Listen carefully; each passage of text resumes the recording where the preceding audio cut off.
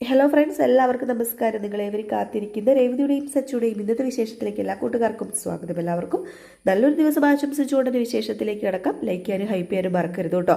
അങ്ങനെ നമ്മുടെ ശ്രുതി എങ്ങനെയൊക്കെയോ രേവതിനെയും സച്ചിനെ അവിടുന്ന് പാക്കപ്പ് ചെയ്തു. രേവതി സച്ചി അവിടുന്ന് പോയെന്നാണ് തോന്നുന്നത്. നമ്മുടെ രേവതി സച്ചിനെ കൂട്ടി കാറിനകത്ത് കയറിയിട്ട് വാ സച്ചേട്ടാ പോകാന്നൊക്കെ പറഞ്ഞ് വണ്ടി എടുത്തു. അപ്പോഴത്തേക്കും കേട്ടോ ശ്രുതിക്ക് ആശ്വാസമായത്. ശ്രുതി എന്ത് ചെയ്തു?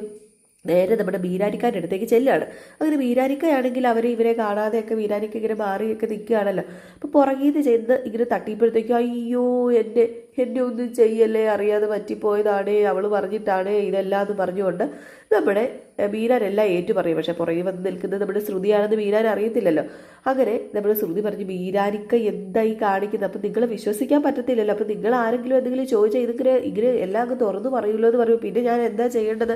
ഞാൻ ആ സച്ചിയുടെ തല്ലുകൊണ്ട് ചാവണോ? അതിന് എന്നെ കിട്ടത്തില്ല. ഇവിടെ ഞാൻ എത്രമാത്രം ബുദ്ധിമുട്ടിയാണ് നിൽക്കുന്നത് നിനക്ക് മനസ്സിലാവത്തില്ല.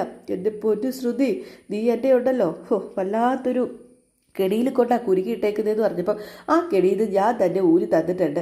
ഇവിടെ എല്ലാവരെയും ഞാൻ പറഞ്ഞു വിട്ടിട്ടുണ്ട്.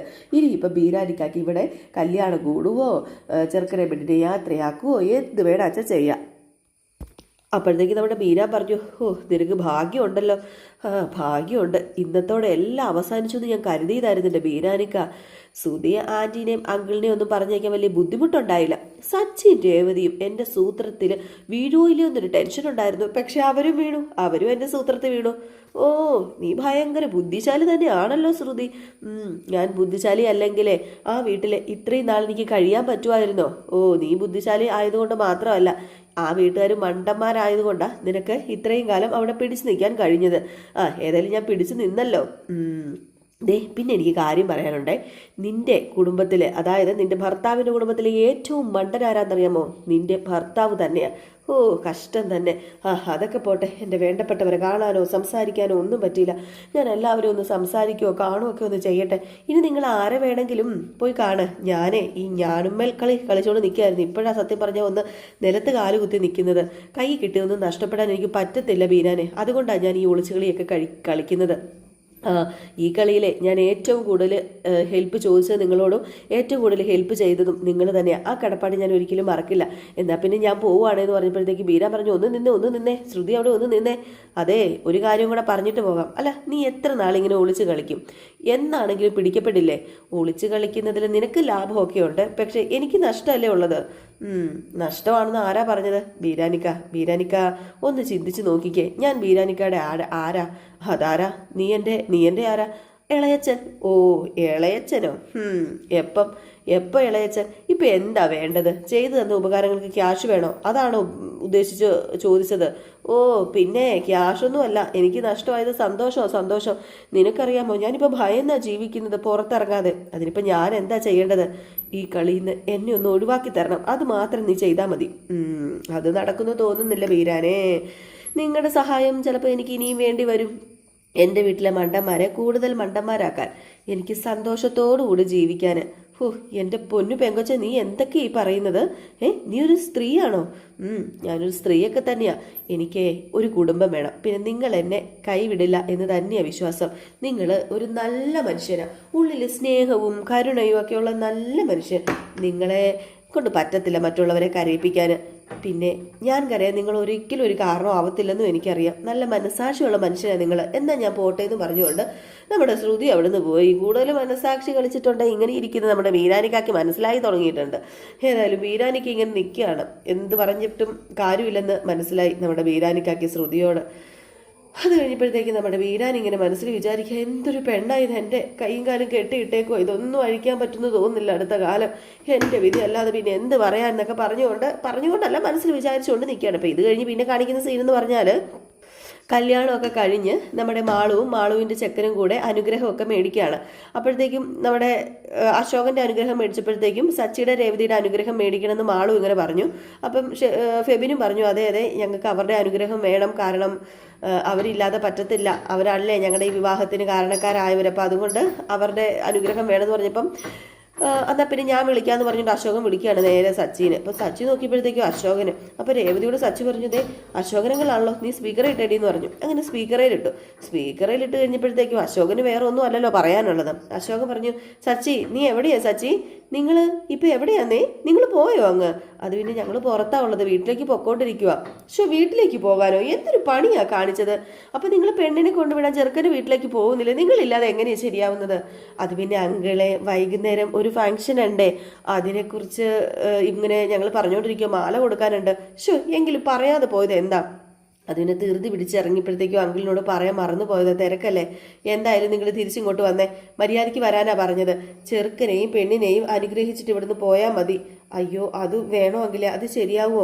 മനസ്സുകൊണ്ട് ഞങ്ങൾ അവിടെ ഉണ്ടല്ലോ. അതൊക്കെ അറിയാലോ എനിക്ക്, മനസ്സുകൊണ്ട് നിങ്ങൾ ഇവിടെ ഉണ്ട്. മാള് പറഞ്ഞിട്ടാണ് നിങ്ങളെ ഞാൻ വിളിച്ചത്, എത്രയും പെട്ടെന്ന് ഇങ്ങോട്ടേക്ക് വന്നേ, ഞങ്ങളുടെ ഒരു ആഗ്രഹമല്ലേ, അത് നിങ്ങളല്ലേ സാധിച്ചു കൊടുക്കേണ്ടത്, രണ്ടുപേരും ഇങ്ങോട്ടേക്ക് വന്നേ. എന്നാൽ പിന്നെ ശരി അങ്കിളെ, തിരിച്ചു വരാം എന്നിങ്ങനെ നമ്മുടെ സച്ചി പറഞ്ഞു. അങ്ങനെ രേവതി സച്ചിയും തിരിച്ചു പോവുകയാണ് കല്യാണ മണ്ഡപത്തിലേക്ക്. നമ്മുടെ ചെറുക്കനെയും പെണ്ണിനെയും യാത്ര അയക്കാൻ പിന്നെ പറയാനുണ്ടോ? നമ്മുടെ ശ്രുതിയുടെ കാര്യങ്ങളൊക്കെ തകിടം അറിയില്ലേ. ശ്രുതി വിചാരിച്ചത് രക്ഷപ്പെട്ടെന്നാണ്. ഏതായാലും രേവതി സച്ചിയും കൂടെ അവർക്ക് അനുഗ്രഹം കൊടുക്കാനായിട്ട് തിരിച്ചു പോകുന്നു. ഈ സമയത്ത് എന്ത് ചെയ്യുന്നു, നമ്മുടെ ശ്രുതി കല്യാണ മണ്ഡപത്തിൽ നിന്ന് നേരെ തിരിച്ചു പോവുകയാണ് കേട്ടോ. ശ്രുതി അവിടെ ഇല്ല, ശ്രുതിയും പോവുകയാണ്. ശ്രുതിയുടെയും പരിപാടിയും കാര്യങ്ങളൊക്കെ പറഞ്ഞു ശ്രുതി അങ്ങ് പോവുകയും ചെയ്യുകയാണ്. നമ്മുടെ ശ്രുതിയൊട്ട് സച്ചി രേവതിയും വരുന്നോട്ട് അറിയുന്നുമില്ല. സച്ചിൻ രേവതിയും പോയല്ലോ അവിടെ നിന്ന്, അതുകൊണ്ട് ആശ്വസിക്കാമല്ലോ എന്ന് പറഞ്ഞുകൊണ്ടാണ് നമ്മുടെ ശ്രുതി പോകുന്നത്. ഏതായാലും കല്യാണ മണ്ഡപത്തിലേക്ക് സച്ചിൻ രേവതിയും വന്നു അനുഗ്രഹം കൊടുക്കാനായിട്ട്. അങ്ങനെ അനുഗ്രഹം കൊടുക്കാനായിട്ട് ചെന്ന് കഴിഞ്ഞപ്പോഴത്തേക്കും ആളും ഫെബിനും പറയുന്നുണ്ട്, നിങ്ങൾ കാരണമാണ് ഞങ്ങളുടെ ഈ കല്യാണം നടന്നത്, നിങ്ങളില്ലായിരുന്നെങ്കിൽ ഒരിക്കലും ഞങ്ങളുടെ ഈ കല്യാണം നടക്കത്തില്ലായിരുന്നു, ഞങ്ങളുടെ വീട്ടുകാർ സമ്മതിക്കത്തില്ലായിരുന്നു, ഇതിൻ്റെ ക്രെഡിറ്റ് മുഴുവൻ നിങ്ങൾക്ക് തന്നെയാണെന്ന് പറഞ്ഞപ്പോഴത്തേക്കും നമ്മുടെ സച്ചി പറഞ്ഞു, നിങ്ങളുടെ ഒരു ആത്മാർത്ഥതയുണ്ടല്ലോ നിങ്ങളുടെ സ്നേഹത്തിൻ്റെ, അതുകൊണ്ടും കൂടെയാണല്ലോ ഈ വിവാഹം നടന്നത്, നിങ്ങൾക്ക് ഒരാൾക്കെങ്കിലും ആത്മാർത്ഥത ഇല്ലായിരുന്നുവെങ്കിൽ ഈ വിവാഹം നടക്കത്തില്ലായിരുന്നു.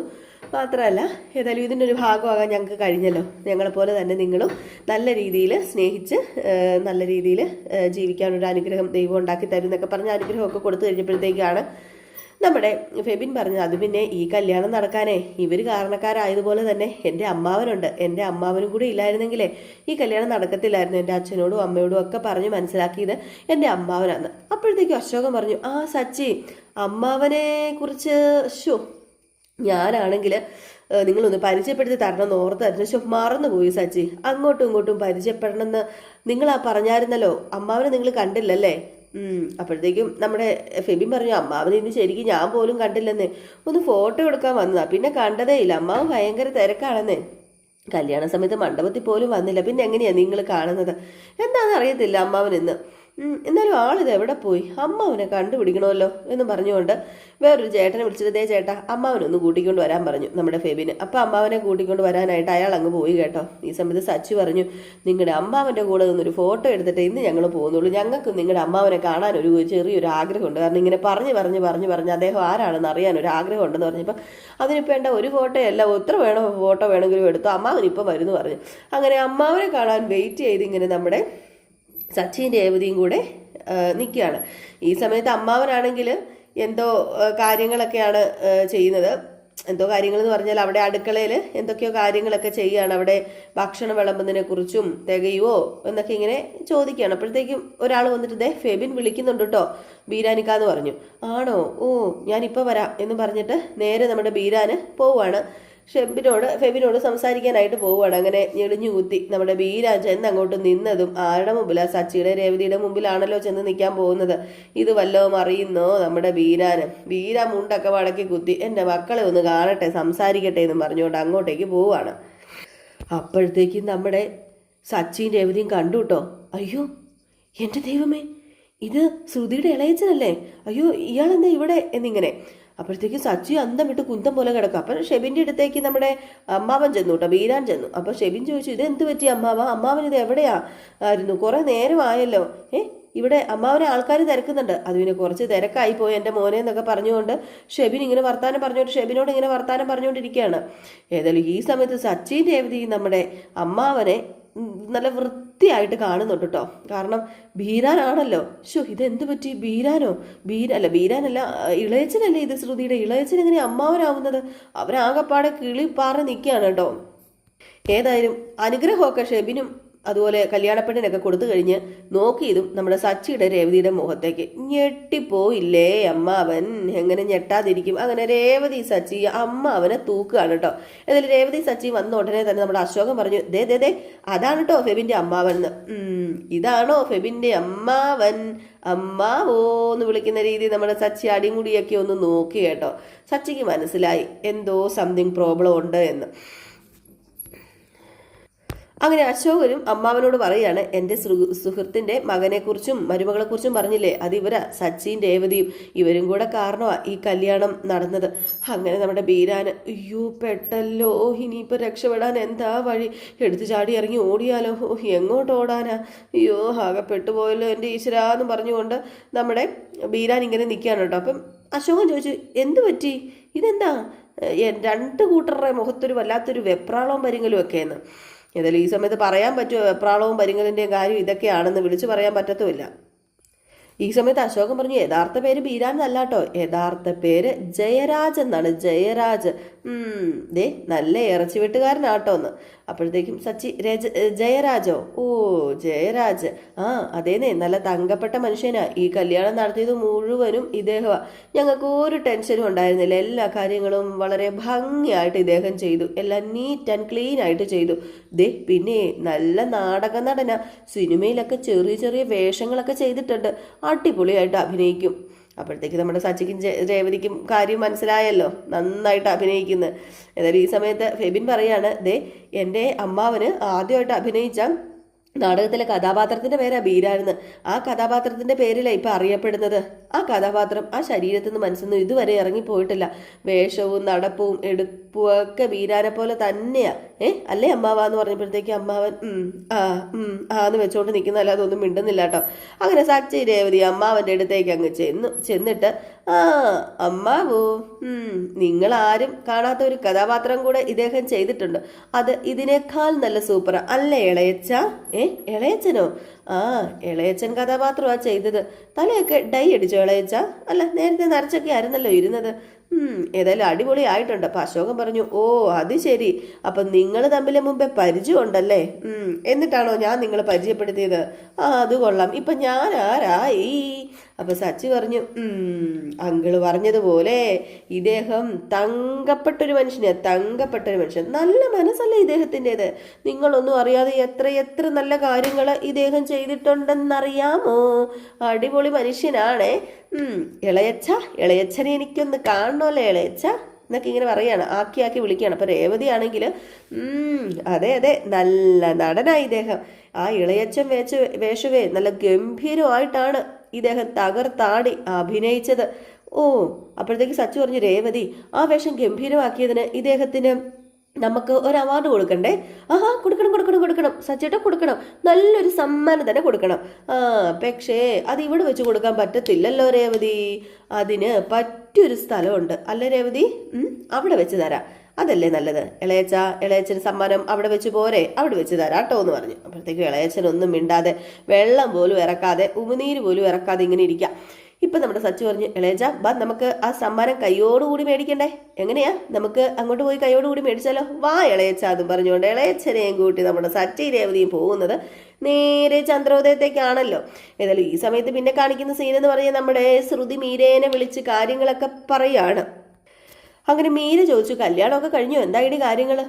കല്യാണമൊക്കെ കഴിഞ്ഞു, ഞാൻ എപ്പോഴേ വീട്ടിലെത്തി, ഞാനൊരു പായസം ഉണ്ടാക്കാൻ പോവാ. പായസം ഉണ്ടാക്കാനോ? നീ സദ്യക്ക് പായസം കഴിച്ചില്ലേ? പായസമൊക്കെ കഴിച്ചു, പക്ഷേ ഇപ്പം പായസം ഉണ്ടാക്കണോടി, അടിപൊളി ഒരു പായസം ഉണ്ടാക്കണം എന്ന് പറഞ്ഞിട്ട് നടന്ന കഥയൊക്കെ അങ്ങ് പറഞ്ഞു കൊടുക്കുകയാണ്. അപ്പം നീ തലനാഴിരക്കാണല്ലോ രക്ഷപ്പെട്ടിരിക്കുന്നത്. അതേ മീര, അപ്പം പിന്നെ പായസം ഉണ്ടാക്കണ്ടേ? എന്നാൽ പിന്നെ ഞാൻ പായസം ഉണ്ടാക്കട്ടെ എന്ന് പറഞ്ഞ് കിച്ചണിൽ കയറി പായസം ഉണ്ടാക്കിക്കൊണ്ടിരിപ്പുണ്ട് കേട്ടോ. കാത്തിരുന്ന് തന്നെ കാണാം എന്താ സംഭവിക്കാൻ പോകുന്നത്. അപ്പോൾ എല്ലാവരും കാത്തിരിക്കുക, അടുത്ത വിശേഷവുമായിട്ട് കാണാം. അതുവരെ എല്ലാവർക്കും ടാറ്റാ ബൈ ബൈ. ലൈക്ക് ചെയ്യാനും ഹൈപ്പ് ചെയ്യാനും മറക്കല്ലേ.